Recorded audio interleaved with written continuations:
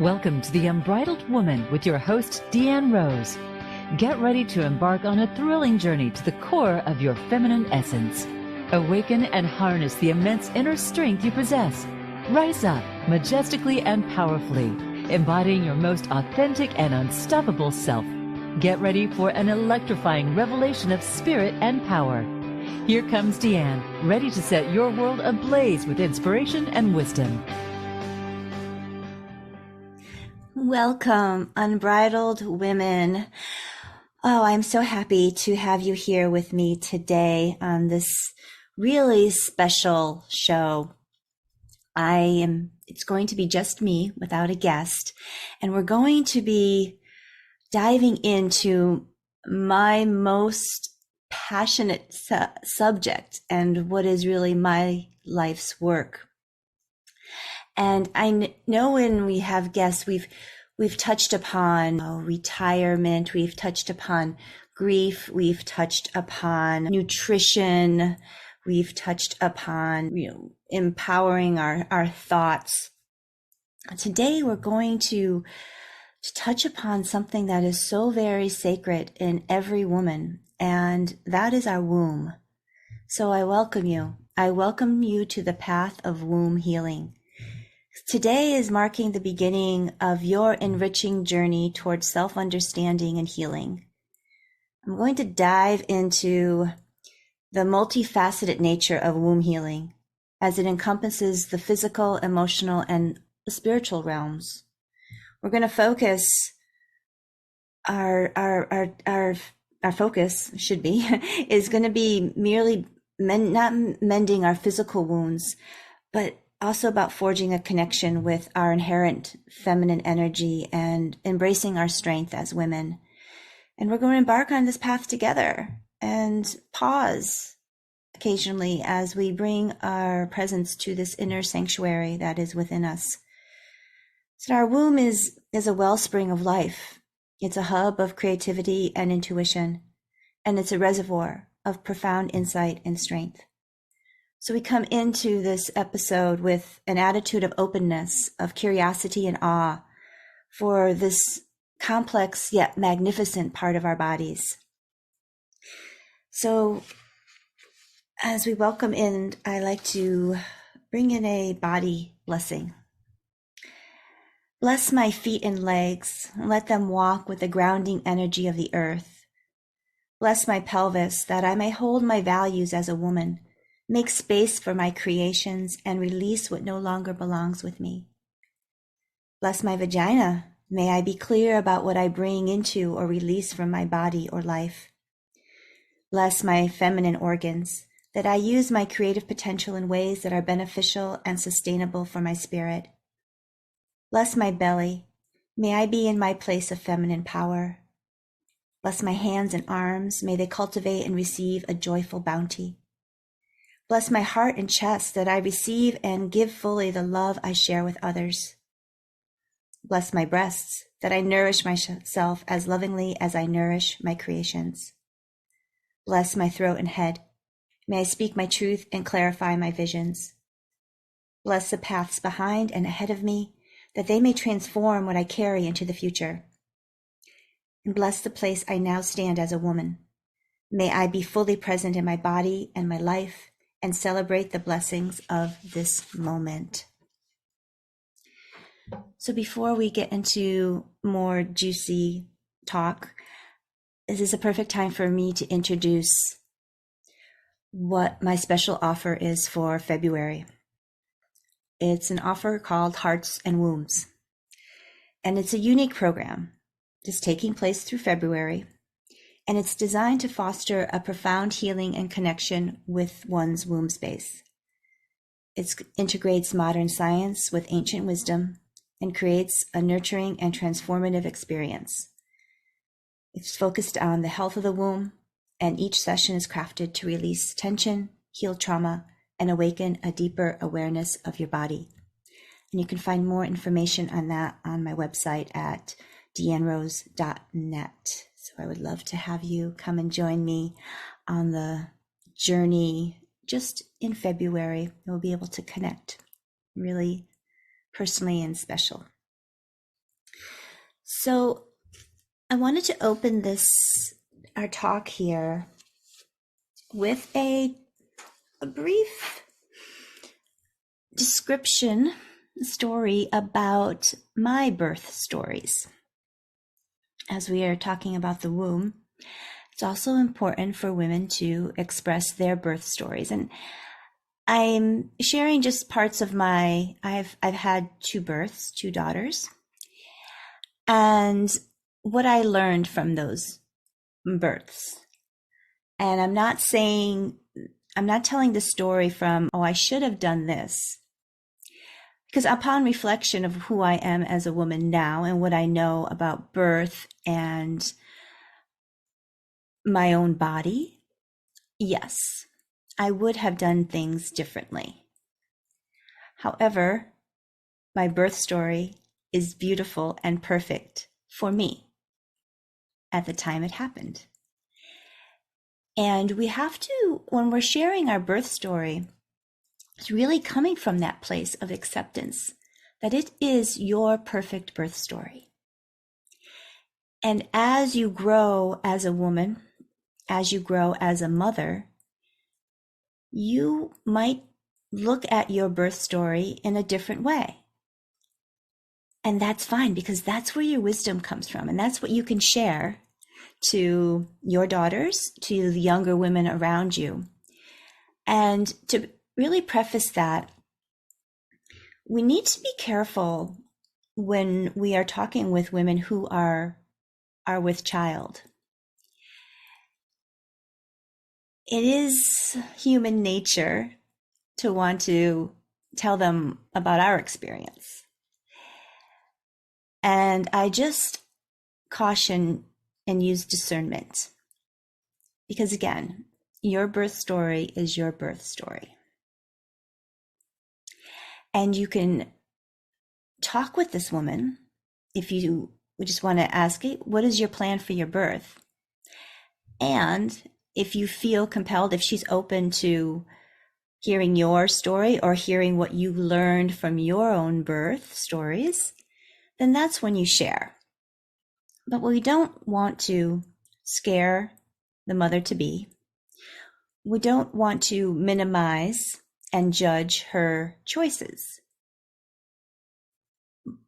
And it's also important, if you feel that she might be doing something that could endanger herself or her baby, then definitely share your words of wisdom if she's open to that. So, when I had a very easy pregnancy. My only disappointment was that my breasts never got much bigger. And that was quite a disappointment, because I thought, oh, once in my life, I will actually have some big breasts. And that didn't happen. And that was really interesting to me. So I have a pretty easy pregnancy. I was still able to work. I was a massage therapist at the time. I was able to rest. I didn't have any other children. I had a dog, I had a husband, had a house, but I really felt very empowered. And I read all the books. I was going to have a vaginal birth. I was going to try not to have any medications. I was going to breastfeed for 6 months to a year at least. And so my due date at that time was May 8th. And the night of May 7th, my water broke. And it's very interesting, because my daughter, who was, if you got to know her, she's very on time, very punctual. She is very set and she likes routines. And so it was just very perfect that she was actually born on her due date. So, going to the hospital, I'm feeling these contractions. It's all new. It's coming to real life now. Like, this is actually happening. I didn't have any fear. I did go to the hospital because that is what I had been just conditioned to do. I didn't question. That wasn't a question. I was just going to go to the hospital. And after a few hours of labor, and it was a very intense back labor, I really felt a lot in my back, we found out that my daughter was breech. So at this point, it was apparently, I didn't ask questions. I didn't know I could ask questions. Too late to turn her. So I had to have a C-section. And it all happened really fast. Nobody was really telling me too much. Wheeled into the operating room and, have an epidural. And, within a few minutes, it's hard to tell you what time it took, my daughter was born. And I didn't get to hold her. I got to see her, and then I was whisked off to the recovery room. And she was whisked off to do whatever tests that were going to be done on her. Again, didn't really question it. I'm like, that's what they do. They just do and take away, and it's perfect. It's all fine. But I do remember in the recovery room, I just kept asking for my baby. Like, I really wanted to hold my baby. This innate urge was, I want my baby. And I was told I couldn't have my baby until, the doctor checked me, if I was able to, if I was more coherent. I don't know. I don't know what the excuse was. I know she was fine. She was healthy. Nothing was wrong. And then I actually had to be whisked back into X-ray because apparently when they were counting all their sponges or so, they were missing one. So it could have been possible that something was still inside of me. So I had to go to X-ray, have an X-ray, find out that I'm okay. It wasn't in me, it's somewhere else. And then I was brought into a room, and then my daughter was brought to me. Whew, right? There was a lot of separation between me and my baby. And as I look back after these times, that really sucked. I've had a very close relationship with my daughter, so it didn't affect our bonding. However, the trauma in my body that was produced when I wanted my baby and I couldn't have my baby, at the time I didn't know what it was doing. But now I know. It was a very traumatic time. And it affected my breastfeeding. Having the cesarean was not in my birth plan. So a lot of thoughts of guilt and shame went through my head. And I didn't really have anybody to tell this to. Everyone was like, oh, you have a beautiful baby and, you should be happy. And yes. And also there's still pain and guilt that is getting suppressed here in my body, and I don't know how to release it. So the breastfeeding did not go very well with my daughter, and she was actually losing weight. So she did have to go on to formula. So I was told. So anyway, that's that birth story. 2 years later, around the same time, my second daughter was born on May 6th. She was a little bit early. And I was able to have her vaginally. However, I did have an epidural because it was very, very painful. And I didn't have the support of a doula or a midwife to really help me breathe through it. I had my husband at the time, but he was as clueless as I was, because this was the first time I was actually being able to have a natural birth. So I had the epidural, and then I'm still in the hospital again, because that's all I know. I didn't know if I can have something else or what. And so I'm birthing on my back, which, as we all know, is not the best birthing position for a woman. And then with the epidural, my labor slowed down. I stopped dilating, and I was getting really tired.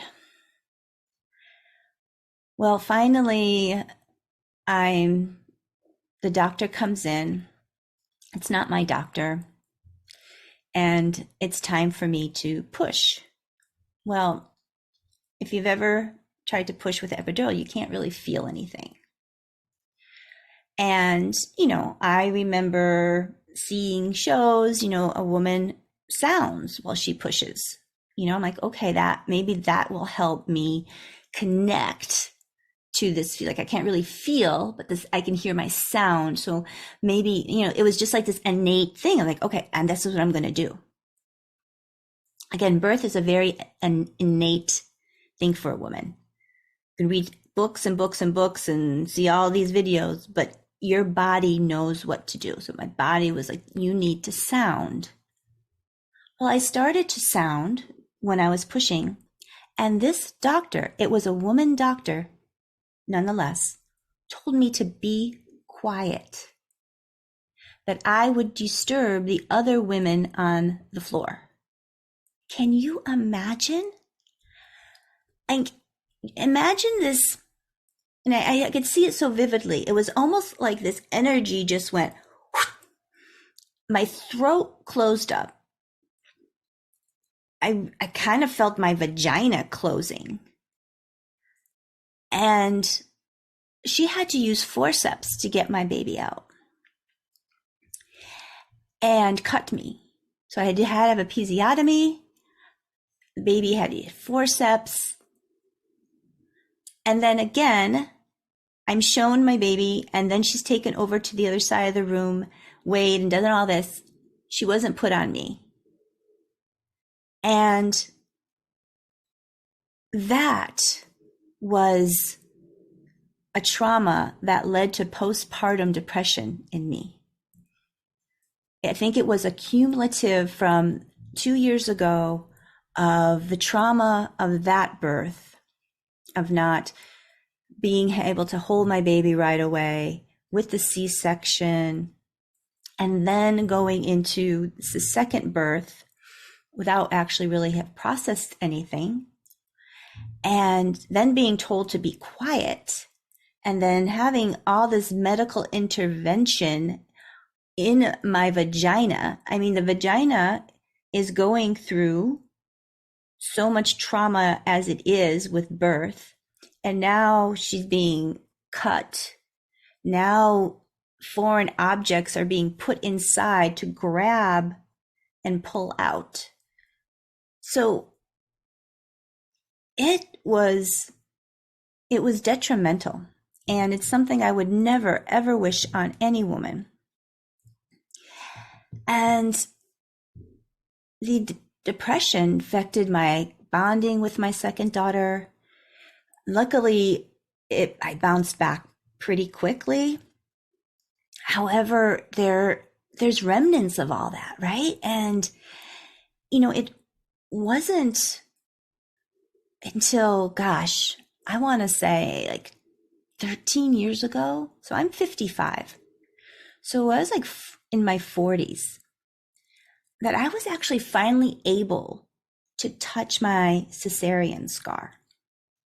Because every time I would touch it, tears would well up in my eyes. There was stuck trauma, stuck unprocessed emotions in this tissue. So it took a lot of courage and bravery on my part to work with that scar. And that was a lot of my healing. And then more of my healing came in around 2019 when I started my sex, love, and relationship coaching certification and really did a deep dive into my own sexuality and my body.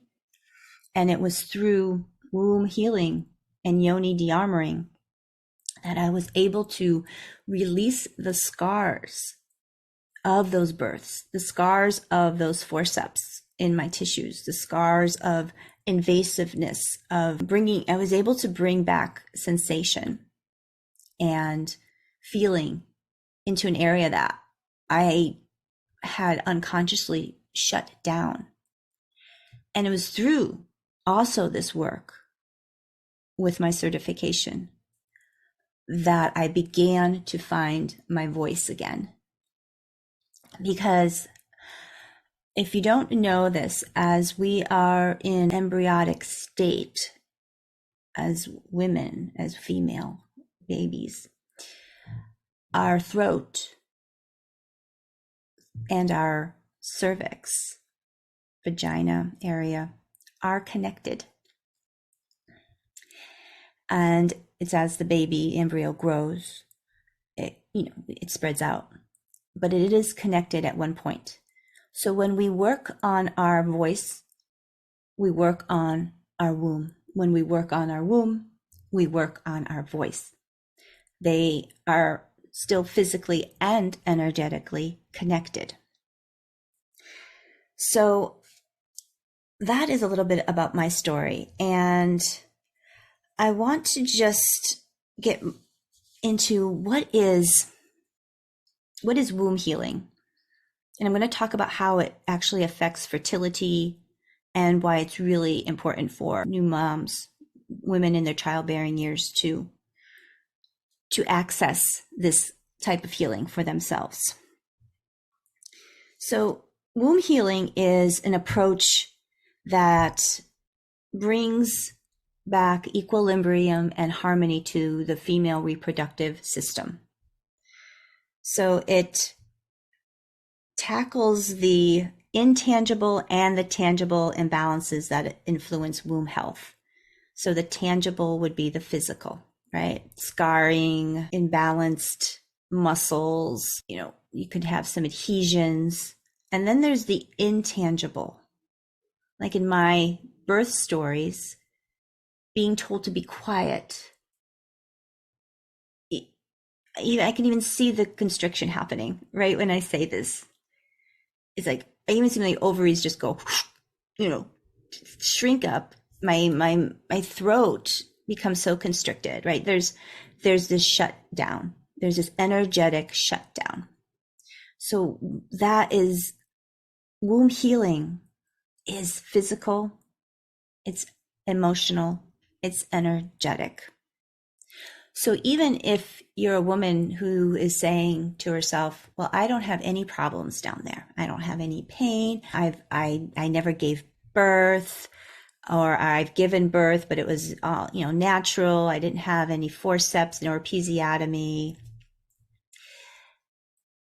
Sister, there's energetic and emotional trauma there, just from your day-to-day life, just from any man that you've let inside of you. There is trauma and there is womb healing that needs to be done. So every single woman on this planet, no matter what your age, well, we'll say, starting from having your moon to being any age to you're 90 years old, is imperative. It's imperative to do this work for yourself. So womb health is it's pivotal. It's pivotal for the overall well-being in women. It's linked to various health aspects like menstrual irregularities, fertility issues, and other reproductive challenges. This space is seen as a holy space. It's a sacred space. It's intertwined with your feminine power, your inventiveness, your intuition. So by caring for this piece of you, you can access your inherent strength and connect with your divine feminine essence. So in numerous cultures, the womb is celebrated as a hallowed space and a symbol of life and creation. And I have this quote from a book I read. The ancients also had the knowing that the atmosphere of the womb directly affected the development of the child. Scientific research shows that we are on all levels, biologically, emotionally, and psychospiritually, profoundly affected by the experiences in the womb. While we are gestating in the womb, our genetic expression is modified by literally everything that the mother experiences, food, toxins, relationships, emotions, illness, family support, cultural beliefs, and so forth. Her deep inner experience weaves us into being. And this quote is from the amazing book. This book got me on my journey of womb awakening, like deep study of this topic. And it was like mind blowing. Oh my gosh, every woman needs to know about this. So the book is called Womb Awakening by Bertrand and Bertrand, husband and wife duo. Highly recommend it. It's a huge book. There's so much information in there, a lot going back to the ancient wisdom. And for me, it was a deep, deep connection back to my femininity and my feminine power. And it got me so intrigued. Was like, it's so important for women, childbearing women, to do this womb healing before they start to gestate a child, because a child is going to be gestating in this womb. And if the womb is full of trauma, full of toxins, full of pain, even numb with no feeling, this baby's going to grow in that. And like, as a woman, as a mom, do you want that for your child? I don't think so. So it's very imperative for women of childbearing years to get in touch with a practitioner that can help this womb healing, this womb awakening, and create this environment for their potential babies to gestate and grow into their highest potential. Because I don't know about you, but I am definitely throughout my life have had to work with not only my own shit, but the shit of my mom and my dad, my grandmas, like holding all their stuff in my body has been very, very tiring. So we're going to be going to a break.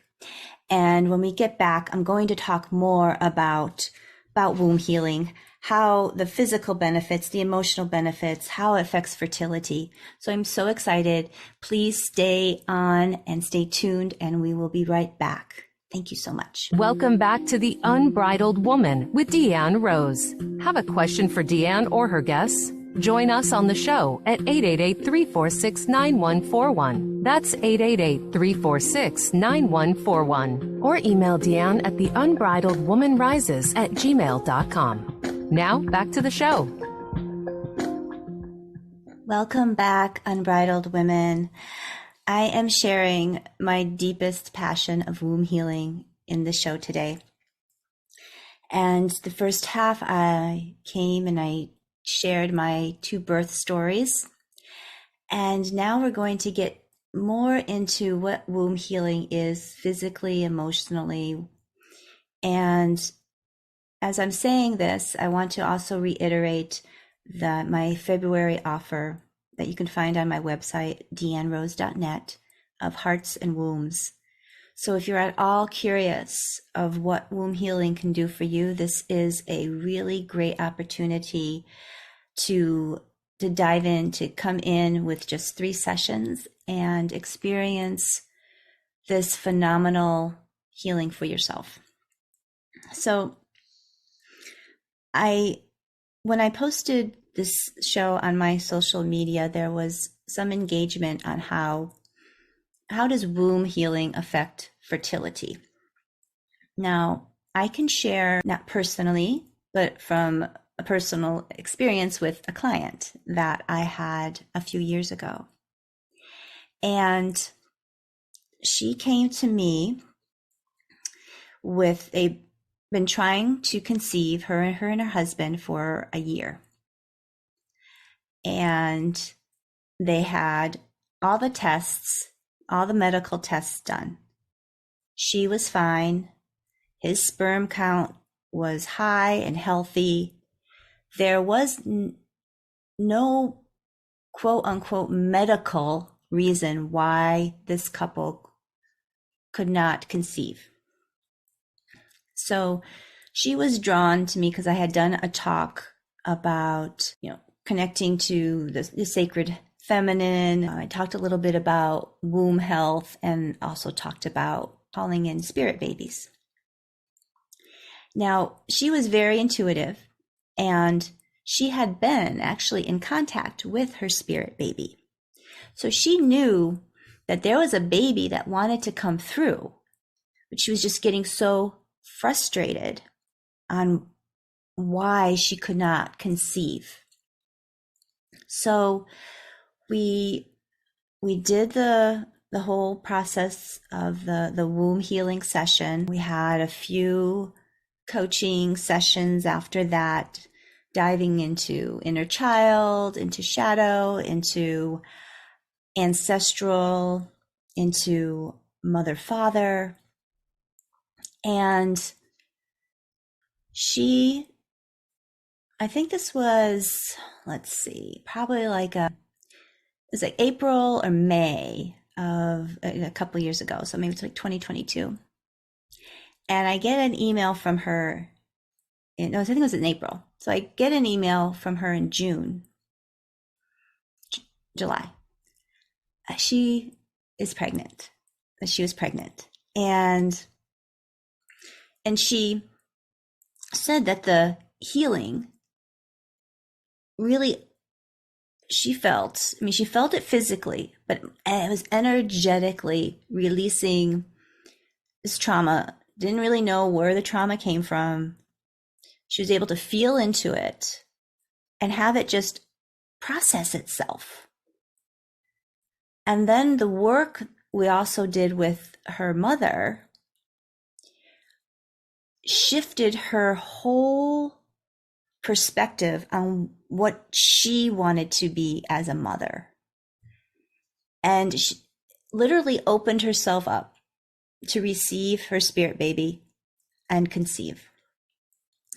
So that's just one example of, and there's so many couples out there that are just struggling to have babies. And it really sometimes really just comes down to, just moving that trauma that's in the womb space.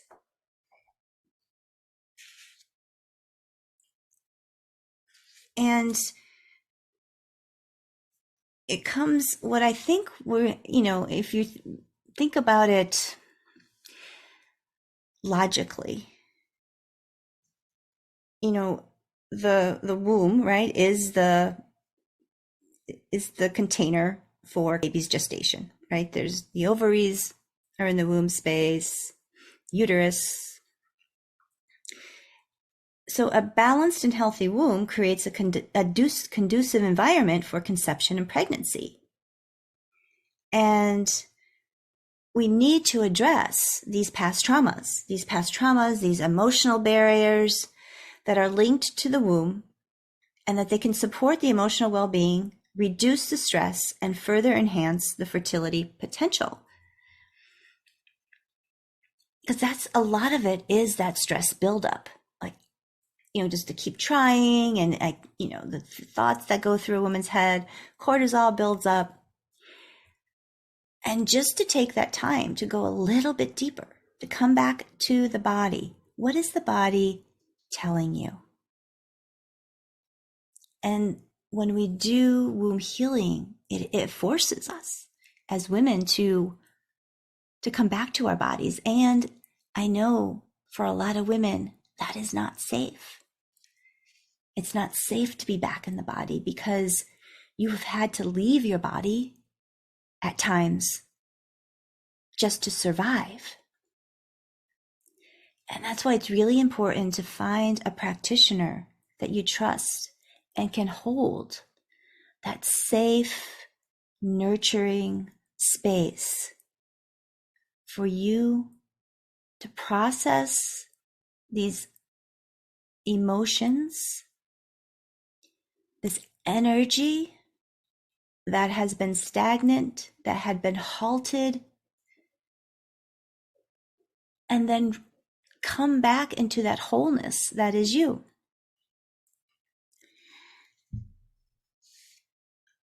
So a little talking about the impact of trauma on the womb.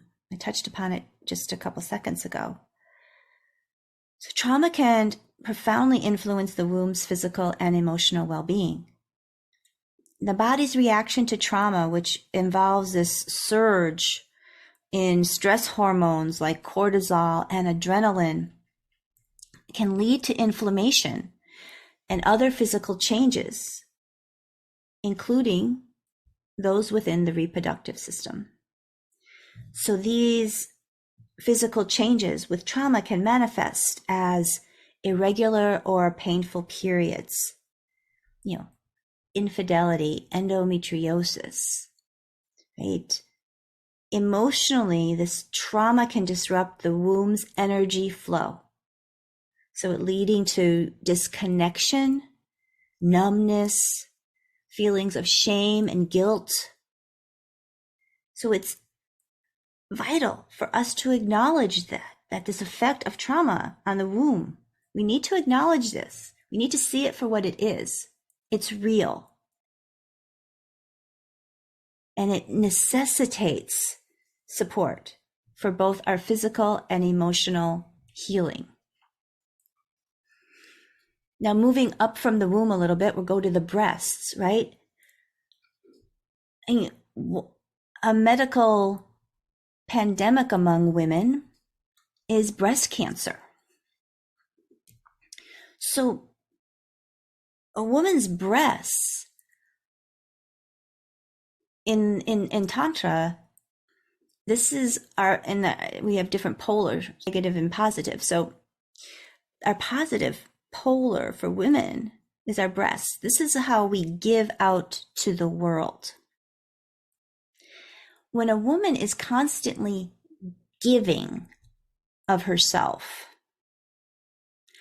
or things are taken from her, so she is not willingly giving, there's taken from her, this affects the breasts, affects the breast tissue. Just like trauma affects the tissue in the womb, trauma affects the tissues in the breasts.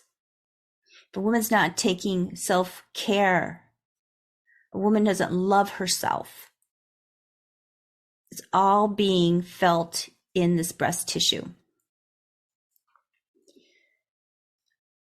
So part of womb healing is also coming back to the love of our breasts, the acceptance. Growing up, I was very self-conscious about my being small-chested. It wasn't until I became more active, more, running more and doing, high impact exercises and things, I'm like, oh, thank you. This feels a lot better. And then there was just that, acceptance. Not being able to breastfeed my baby brought about a shame and guilt that I had to also work through. But then again, it's like having now the understanding of trauma and these belief systems that we hold, how it affects our bodies and our tissues. Now it's just like so much love for my breasts. There's daily breast massage. So that's very important for women also, is to come back and bring that love to their breasts as well as their womb healing. So another thing with womb healing, non-physical, is the role of forgiveness. I remember one time being in yoga class many years ago, and someone was explaining, women's hips are so tight because we hold so much there. We hold, grief or anger, we're holding that in. Well, clinging to anger and resentment can physically manifest in the body, affecting womb health. So in part of this forgiveness, right, what's that saying? If you don't forgive, it's like, continuously drinking, the poison, and it doesn't affect the other person. If you get affected by it, but the other person doesn't. So I think a lot of times for women, and maybe, I can just speak because I'm a woman, to forgive that I was growing up in a religion that I did, it's like a forgive and forget. Well, you don't have to forget. Your body doesn't forget. You don't have to condone. Like when I feel like forgive and forget, it's like, oh, yeah, all right, I'll forget.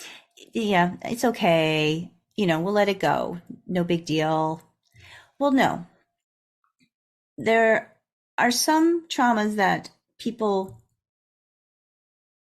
extend to us through their actions that you can forgive, but you're not condoning that was okay. And that years ago, that used to be such a pet peeve of mine with especially younger women. I'd hear, oh, I'm sorry. They bump into you like, oh, I'm sorry. Or they say something, I'm sorry, I meant, or I'm sorry, I'm sorry to bother you. And I was like, what's all that about? Like, what, no need to be sorry. You didn't offend me.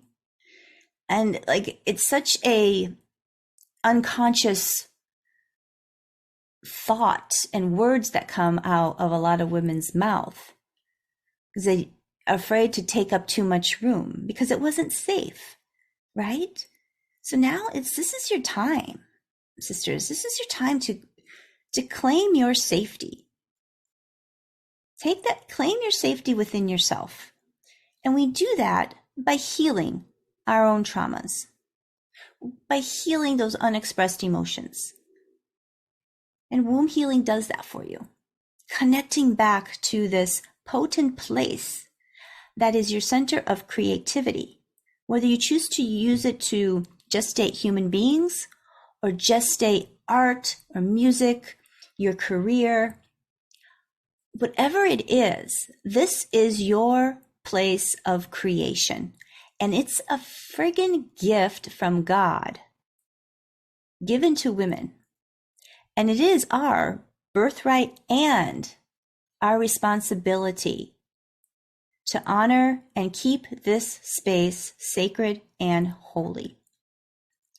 It's not a place to be diminished, to be shut down, to be swept under the rug. Like, don't looking at that.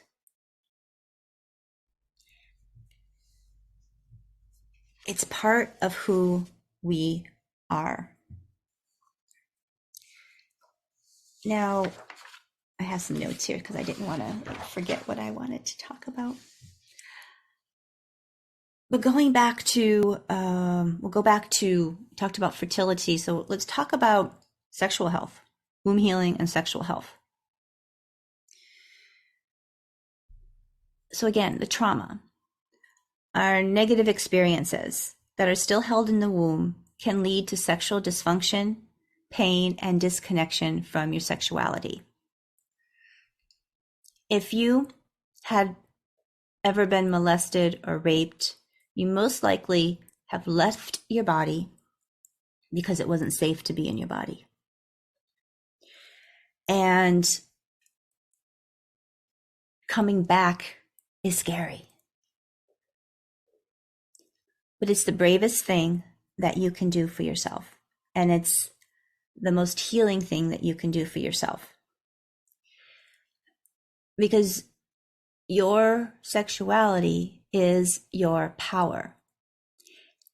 And again, as women, it's our responsibility to use this power in a very conscious and sacred way.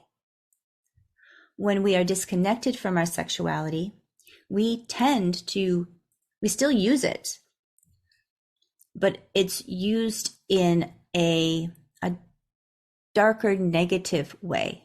We can use it for manipulation, manipulating men or, other people in our relationship. A lot of our passive aggressiveness comes from that disconnect from our sexuality. Our judgment of other women, that sister wound, comes from the disconnect from our sexuality. Because when you are connected to your sexuality, you understand the power that's there. And you see how that power manifests in your life.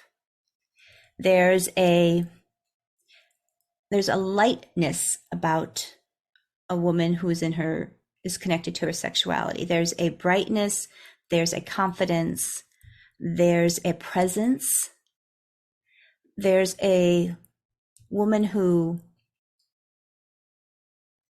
she knows where she's going. She might not be clear on how to totally get there, but there's trust. She has the trust that her intuition, because she's so connected to her body, she's connected to this intuition, is going to lead her to the right place, to the right people. There's this self-awareness of what kind of relationship that she wants to be in. She knows what she likes in a relationship. She knows what she doesn't like in a relationship. She's done that work for herself. And it's not something that you can just journal about in a week and be done. It's an ongoing process. And that's why a lot of women shy away from healing their womb space and coming back to their sexuality. They have a lot of stigma on that. It's not safe, it's not proper. There's a lot of religious teachings out there.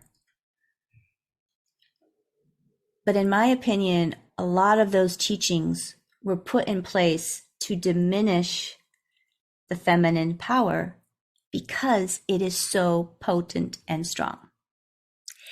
And aware men who are in their masculinity in a healthy way, see this and they respect that. And that is the kind of woman they want in their life.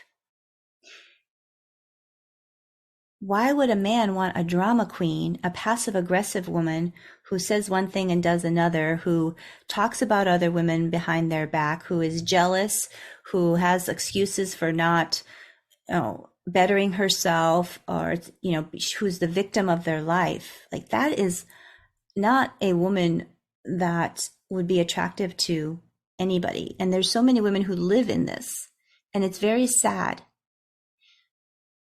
So it's up to you.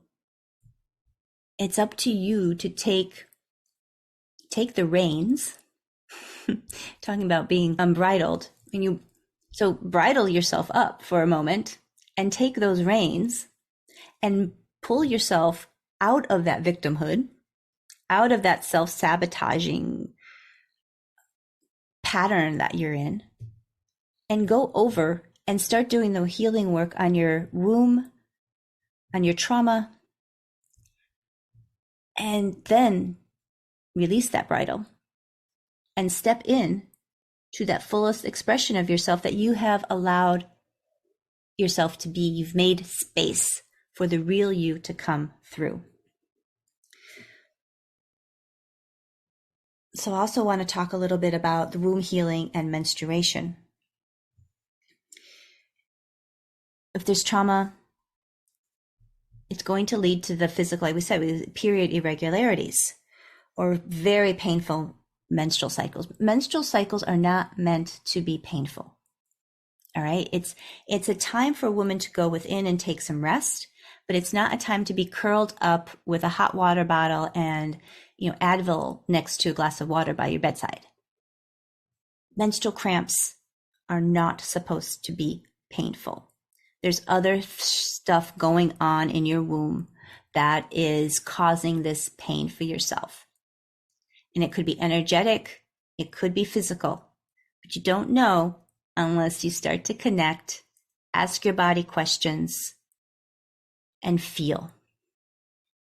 Womb healing is all about feeling. It can be scary, but again, finding the right practitioner to hold that space for you is vital.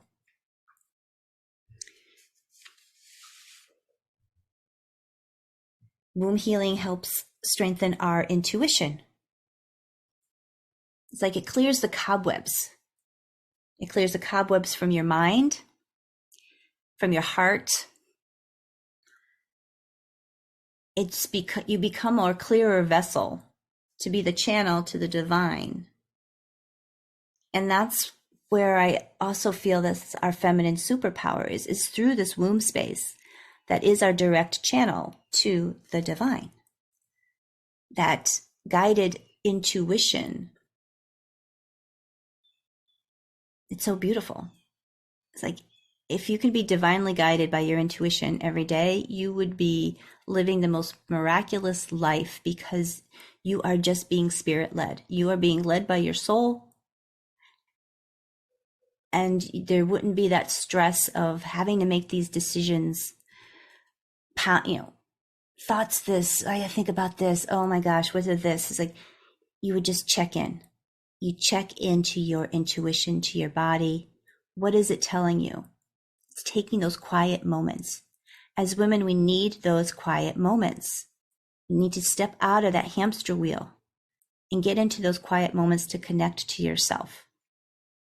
That comes through, the self-care, through your meditation, through your movement exercises, through your dance, maybe through your art, through your rituals. There's so much out there. And there's so much here to go into womb healing. That's why that book I recommended is so big. There's nothing we can cover in this 50 minutes together.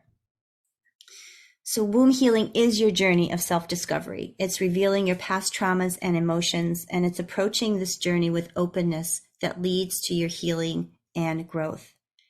And it's an ongoing process, a dedication. So I'm going to leave you here. Thank you all so much. I want you to join me next time. I'm having a lovely lady, Laura Ordile, a life coach and an astrologer, coming on the show. And I just wish you so much love. My heart is full of blessings for all of you. So stay safe, stay loving, stay unbridled. Much love all. Thank you.